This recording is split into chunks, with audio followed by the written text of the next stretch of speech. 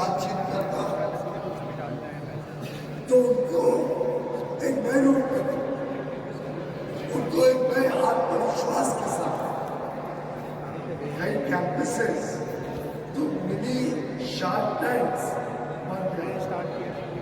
युवा युवती अपने आइडियाज को हकीकत में बदलने के लिए बड़े उत्साहित नजर आते हैं। और ये जो बदलाव है, ये माननीय प्रधानमंत्री जी, आपकी जो सोच थी, आपके लिए जो लगा था इस क्षेत्र को मार्गदर्शन दिया, हम उसी के कारण ये बदलाव महसूस कर पाए।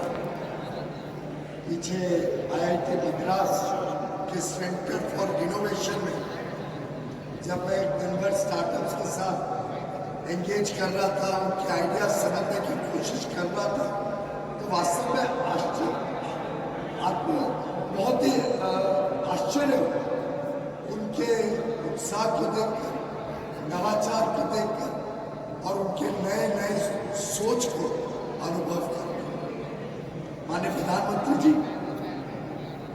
इन बच्चों को काम करते देखते हुए ऐसा लगता है कि इनमें इतना टैलेंट है कि ये दुनिया की कोई भी समस्या का हल निकाल सकते हैं। उनके काम को देखकर भारत में सही माने किस प्रकार का टैलेंट अवेलेबल है, किस प्रकार की स्किल हम विश्व के सामने रख सकते हैं, इसका आकलन किया जा सकता है। हमारे स्टार्टअप्स आज 50 से अधिक क्षेत्रों में काम कर रहे हैं। डीप टेक हो, आर्टिफिशियल इंटेलिजेंस हो, मशीन लर्निंग या क्वांटम कंप्यूटिंग हो, agritech, space tech, drone technology, aerospace, rockets, हर प्रकार से आज महत्वपूर्ण क्षेत्रों में स्टार्टअप्स का बोलबाला है। स्टार्टअप्स की इस यात्रा को मजबूती देने के लिए आपके नेतृत्व में सरकार ने 2016 में 10,000 करोड़ रुपए का फंड ऑफ फंड्स बनाया, जो हमारे स्टार्टअप्स को सीड कैपिटल, शुरुआती पूंजी देकर रिस्क लेने की हिम्मत देती है। पहला फंड ऑफ फंड्स बड़ी सफलतापूर्वक इस्तेमाल होने के बाद मुझे बड़े आनंद है कि आपने एक दूसरा फंड ऑफ फंड्स 10,000 करोड़ रुपए का पिछले बजट में अनाउंस किया। मैं आपका तहे दिल से धन्यवाद करना चाहूँगा, क्योंकि इस प्रकार की सहूलियत, इस प्रकार की मदद हमारे सभी स्टार्टअप्स को, युवा युवतियों को और हौसला देती है आगे बढ़ने के लिए। हमारी कोशिश ये रहेगी कि इस दूसरे फंड ऑफ फंड्स को अधिकांश हम डीप टेक और हाईटेक क्षेत्र में इस्तेमाल करें। इसी के साथ आपने 1,00,000 करोड़ रुपए का रिसर्च, डेवलपमेंट और इनोवेशन एक फंड देश के लिए प्रस्तुत किया है। ये हमारे साइंटिस्ट, हमारे रिसर्चर्स और स्टार्टअप्स को गहरी रिसर्च, डीप टेक रिसर्च के माध्यम से विश्व स्तरीय इनोवेशन करने की नई शक्ति दी। स्टार्टअप्स आज देश के हर राज्य में, हर यूनियन टेरिटरी में मौजूद है। लगभग 50% स्टार्टअप्स तो टियर 2, टियर 3 सिटीज से अपना काम शुरू करते हैं। यह प्रमाण है कि स्टार्टअप की क्रांति अब पूरे भारत की कहानी बन चुकी है।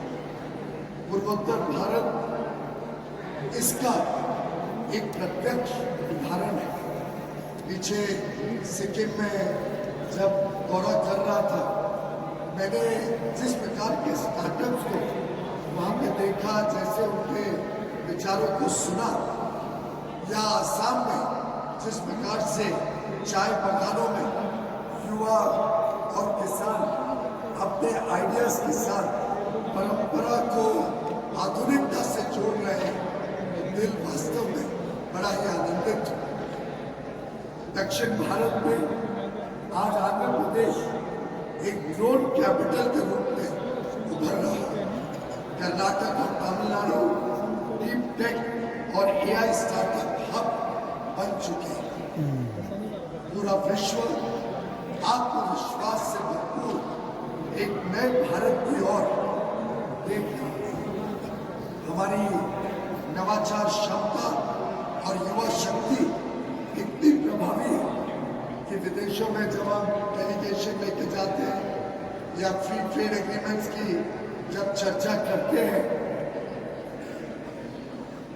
तो लगभग सभी देश भारत के साथ एक स्टार्टअप इकोसिस्टम का जोड़ने का कार्यक्रम, एक स्टार्टअप ब्रिज बनाने के लिए बड़े उत्साहित रहते हैं।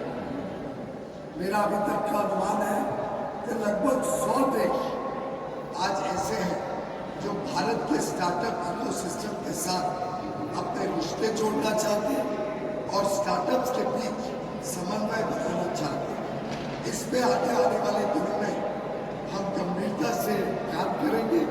हमारे युवा युवतियों को नए अवसर प्रदान करने के लिए आगे चलकर नए मौके खोजने का प्रयास करेंगे। माननीय प्रधानमंत्री जी, मुझे विश्वास है कि आपके नेतृत्व में बोया हुआ ये स्टार्टअप इंडिया का बीज 140 करोड़ देशवासियों के विकसित भारत बनाने की आशा, अपेक्षा और दृढ़ संकल्प को अवश्य पूरा करेगा।